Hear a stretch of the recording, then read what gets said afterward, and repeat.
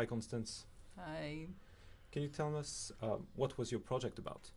My project is about discovering the vulnerability of Sumida Ward in Tokyo.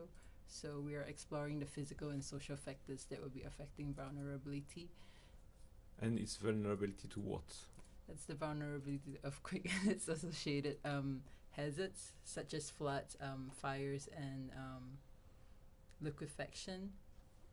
Yeah, that's really cool. And what did you find?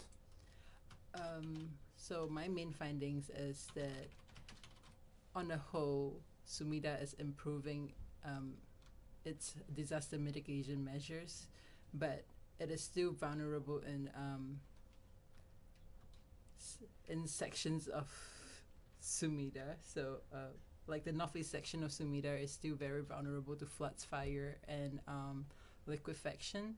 So we combine like a number of factors, physical and social, and we stack them together as in a GIS file, and we find that they are actually the most vulnerable section. Okay. You have been looking at also all the areas that are used for evacuation.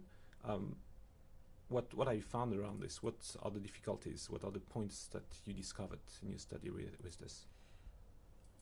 The earthquake risk assessments that has been done by the Tokyo Metropolitan Government show that fire and the spread of fire and the collapse of buildings are like the most important factors that are affecting evacuation, as well as resulting in death rates. But they did not consider floods to be an important issue.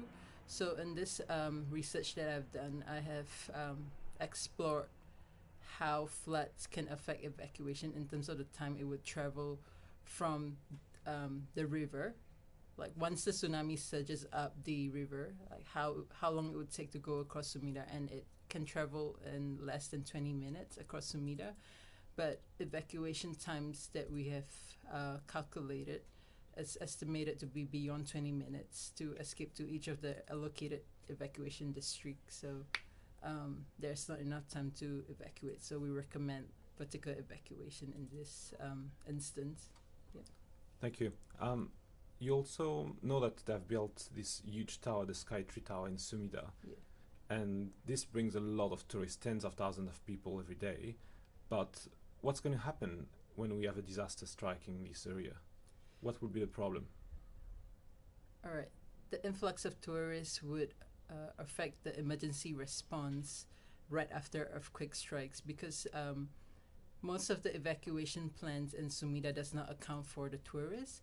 So the Sumida is situated in Oshiage 1 district, and the district is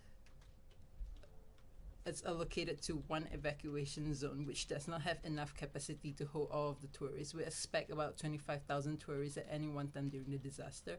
So these tourists would have to be evacuated to other evacuation zones.